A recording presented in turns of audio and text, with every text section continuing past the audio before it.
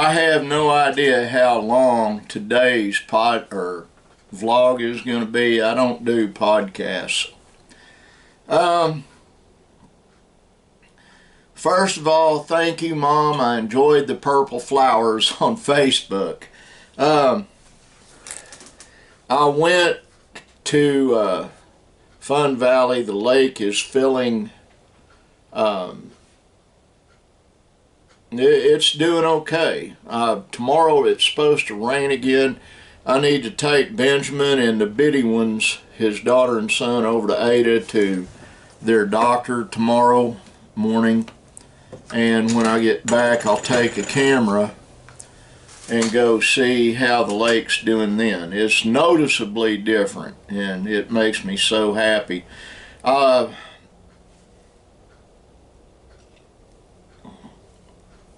I went and got me a couple of quarter-pound cheeseburgers for breakfast. My pastor called me and woke me up this morning, which is fine. I needed to get up anyway. And they didn't see us at church last night. My knees. Okay, let me back way up. Yesterday I let everybody know that I usually have a choice between thinking or being medicated. Right now I am heavily medicated. I can still drive a car. I can still talk, which is evident, but I just couldn't do another 2 walking cane day. And that sounds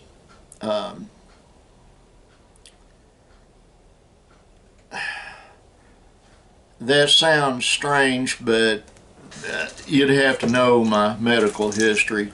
Also, I let my mother know, my stepmother, who is mom to me, that I'm on probation for calling these what they are. I slid by the other day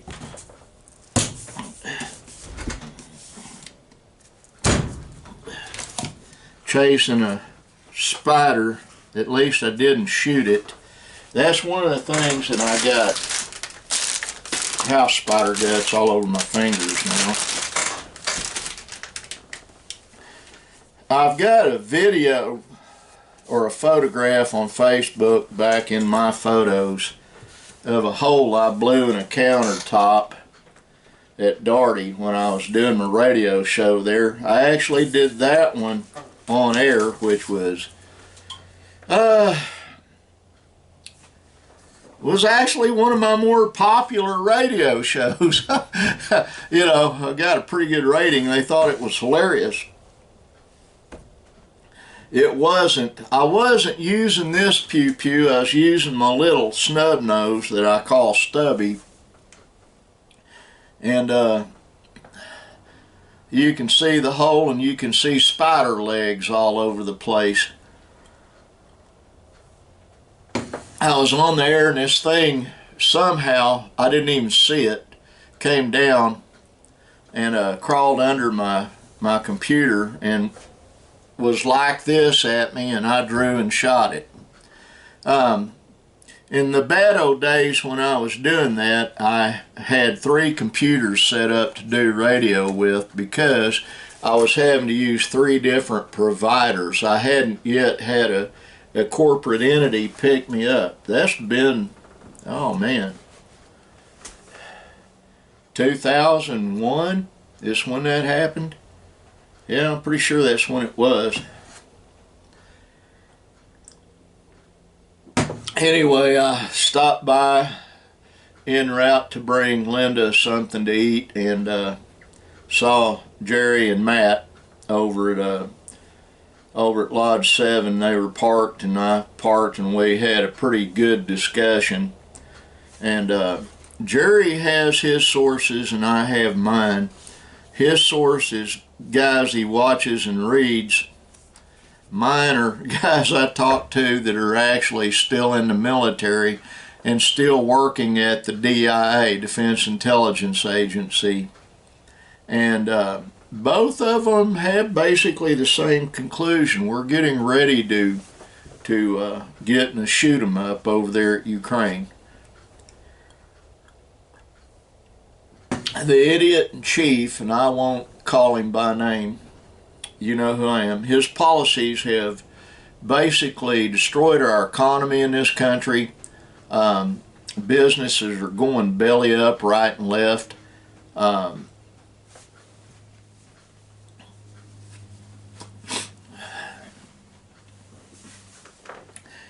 Just a lot of things are happening.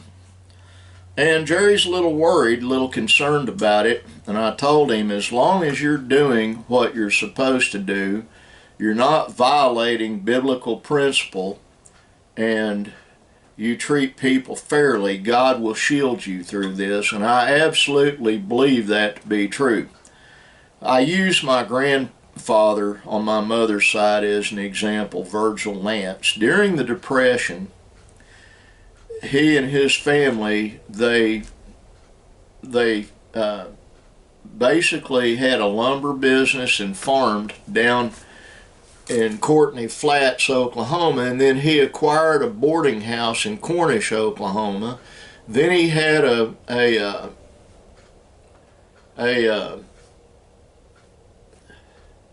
barber shop in Ringling, Oklahoma, and this was where during the Great Depression,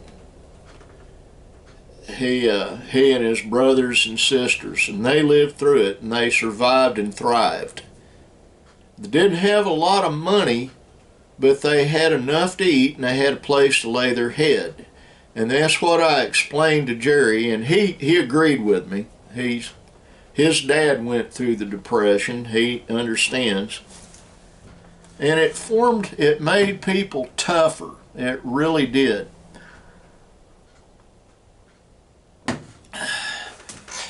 Do with or do without.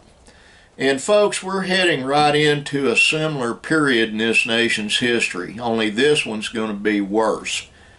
The last Great Depression in the 1930s will pale by comparison. So what do you need to do?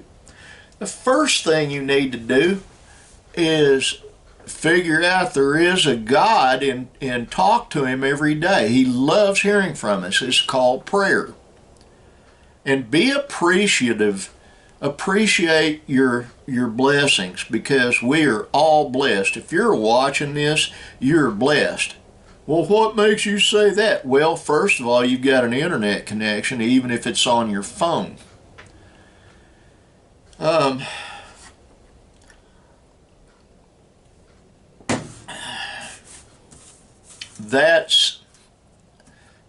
is the truth of the matter right there. Be appreciative, talk to God, pray, thank him for what you've got. If you give thanks for what you have, it most likely will not be taken away from you. I give thanks every day. When I was en route, I went to Sulphur and spoke with a friend of mine that owns a pawn shop there. Her name's Samantha Williams, and I'll tell you about that conversation in a minute. But en route to Sulphur, Oklahoma, the whole time I was driving over there, I was in prayer, and it was out loud. It was just me in the car and God listening to me. Now, I know that sounds crazy, but I'm telling you the truth.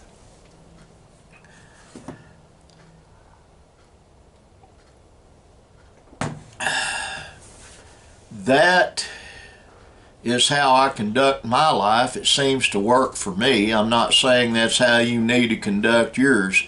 I'm just saying it does bear good fruit. I can testify to that. Then I got over there and talked to Samantha. I wanted to ask her some questions. And what were the questions? Well, she and her husband, Chad, who are two real good friends of mine, they own this big RV, a big fifth wheel RV. And I asked her every question I could think of, and I told Matt and Jerry this when I saw them later. I have David DeOust, Mike DeOust, Matt Stanley that live in RVs, and so I wanted to talk to someone that had a big fifth wheel and she answered every question I had. She didn't get mad. They didn't have any customers in the pawn shop. Her Uncle Leonard was sitting back there chuckling a bit. You know, you sure are nosy. No, I need to know, and she doesn't mind telling me.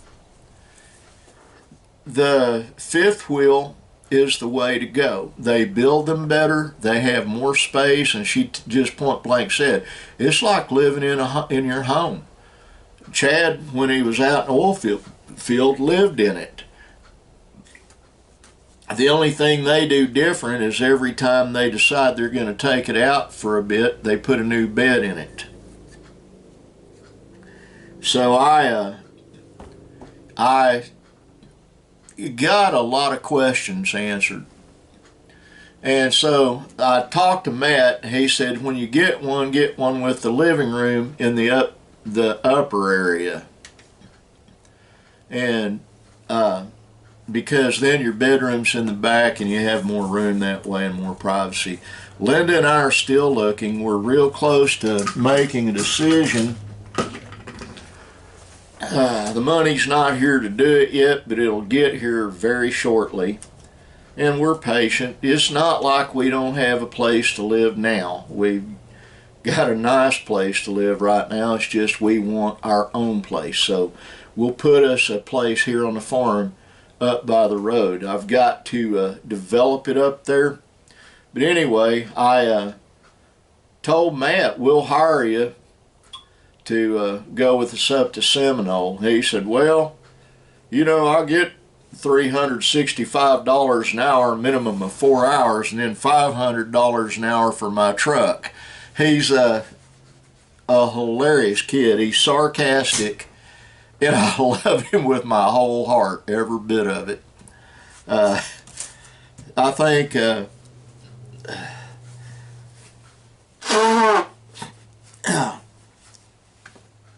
sorry about that. This is Thursday, tomorrow's Friday, and I might do a vlog tomorrow, I might not. Fridays are awful hard on me. I have to take Benjamin and the babies over to Ada. And Thursdays are when I send out electronic invoices, and then hopefully that they electronically send me money. And Fridays are when I pay bills. And I hate Fridays. I shouldn't, but I do. There's not a whole lot that stresses me out in life because I've been through so much, but seeing money go bye-bye is one of the things that stresses me out.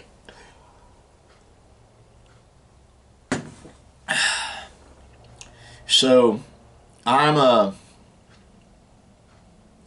I've got business to attend to today, and I've got to take a real hard look at somebody for Jerry. It's not I'm not going to say who it is, but they need attention paid to them, and I'm getting ready. While this video is uploading, I will be probably on the other computer or on my miniature laptop down here paying attention to them. I told Jerry one thing that makes me love him as much as I do is his generous nature, but it also makes me angry with him a lot. That is nonsensical to some folks, but I've watched over the years, I've watched people take advantage of Jerry and Diane, and it infuriates me. It really does. You know, he tries to help people, and he does help a lot of people. But what ends up happening, they get taken advantage of. And that irritates me a great deal. Actually, it infuriates me, but there's nothing really I can do about it, and he's not going to change. And I really wouldn't want him to. It's just that he's got Matt helping keep a leash on him right now on that stuff, and he's got me. It's like doing renting lodges, and Matt made a point. They need to go up in how much money people send them, and it needs, to reserve a lodge. They get $700 a day, minimum of 2 days per lodge. That's $1,400. And when you're only charging them a $200 deposit and it's refundable, and then at the last minute, people rent these lodges in advance, and suddenly they're not gonna want them again. You give that $200 and you've foregone being able to rent those lodges for a year. See, that's just not a smart way of doing it. It's not ethical in some ways on the customer's part. And everybody wants a discount, I don't ask for a discount on anything. I really don't. I pay my way. My wife and I pay our way on everything we do. And I'm a big tipper. Linda waited tables for a while. It was about a year, I think, but she understood people being stingy with the tips. So I know what that life is like, vicariously through my wife. I never was a waiter, but I was a chef for a while.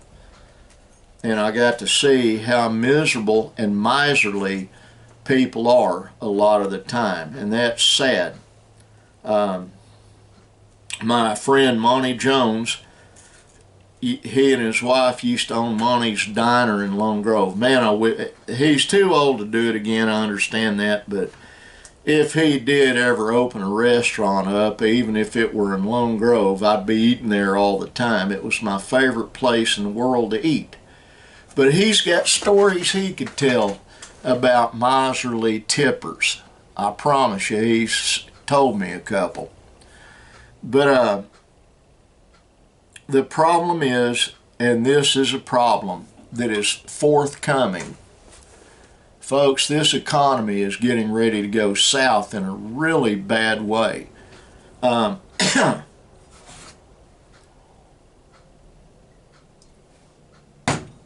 I've got a good income, but that's not set in stone. That's what I'm saying.